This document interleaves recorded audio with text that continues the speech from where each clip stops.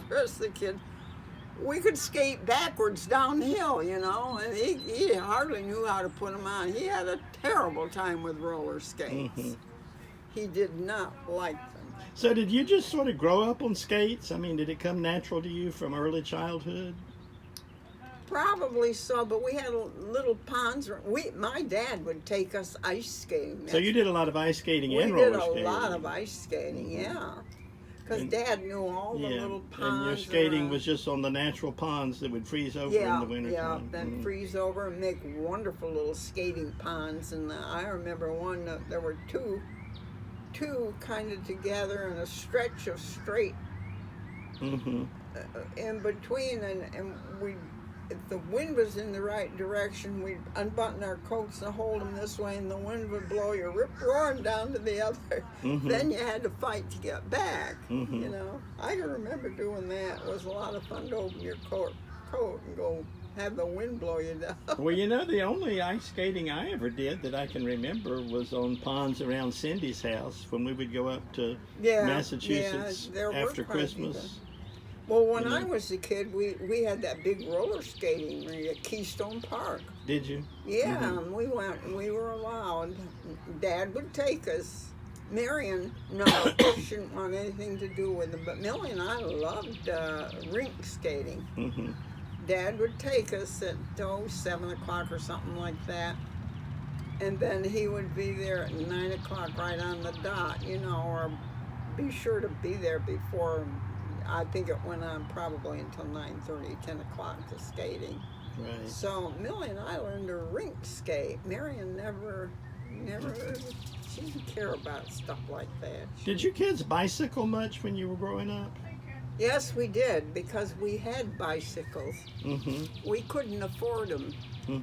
But Dad would get some that was practically jump, and he'd get them from Uncle Harry, the shop. Right. They'd take them. Right. And Uncle Harry. Something would come into the shop, and he had Dad would pick it rehabilitate it and fix it up for you. That's right, and it would be like brand new.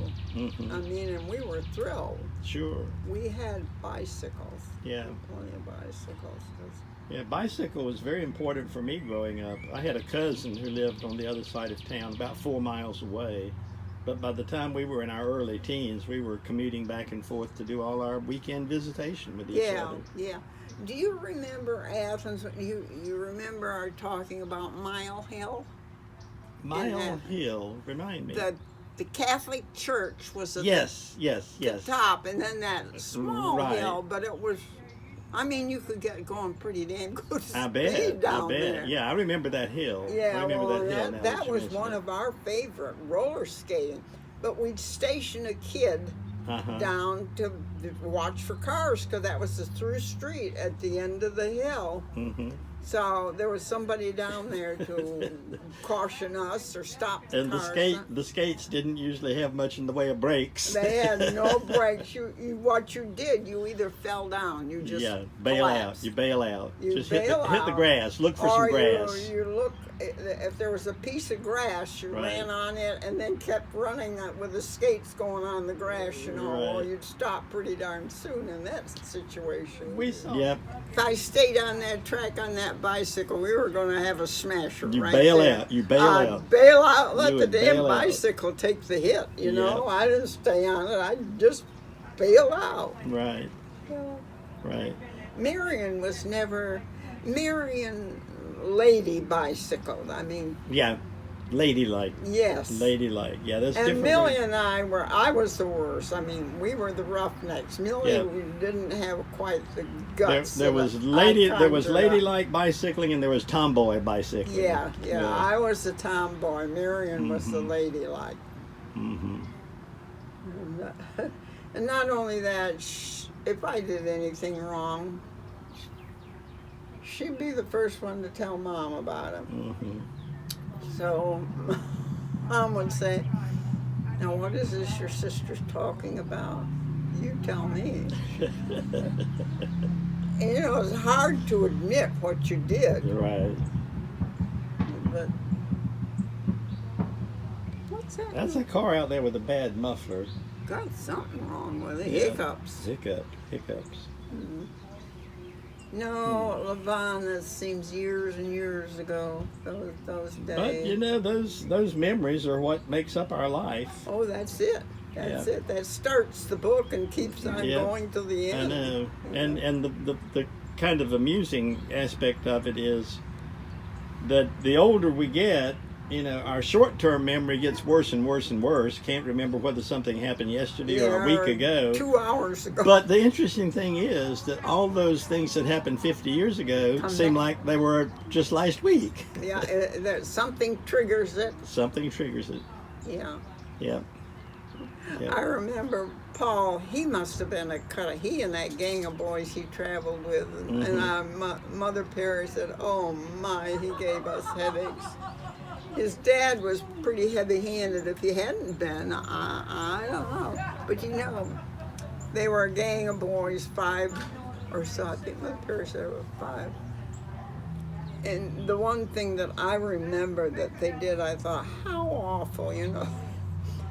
They led a cow it wasn't the church, it was the school or something, into the belfry, you know, up on top, that cupola, and the bell is there, and they got a cow up there into that belfry.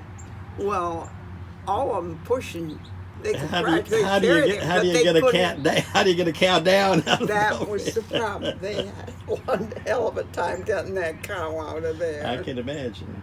Oh, I don't know if they ever punished the boys, but I remember Paul talk about that story. I said, Paul, you were terrible. And he said, oh, honey, you don't know the half of it. Right. So. And he admitted. Right. And I said, well, supposing we had a son, what? And Paul said, oh, I don't know. I don't know what I would have done, how lenient. I probably would have been less lenient than my parents. To begin with, his father was a doctor, and he was gone so much of the time, night and day, always on call, that he didn't have time. And Paul had an older brother, Kirk. I had wondered about that. You know, I was always aware that his dad had traveled a lot in his medical practice. So I wondered whether Paul was close to his dad or not. He was very close to his dad, and he drove his father, and he also filled prescriptions. And smart enough, well, I guess he had started school. I told you about feeding those boys gentian violet and scaring the parents and the kids out of their mind. You know, they peed red, and that was scary. Right, it would be. But it was just gentian. Wouldn't do a bit of harm. But that's the sort of tricks those kids. And then to get that cow up on the 3rd or 4th floor of the schoolhouse, I don't know how they did it, but they did. Right.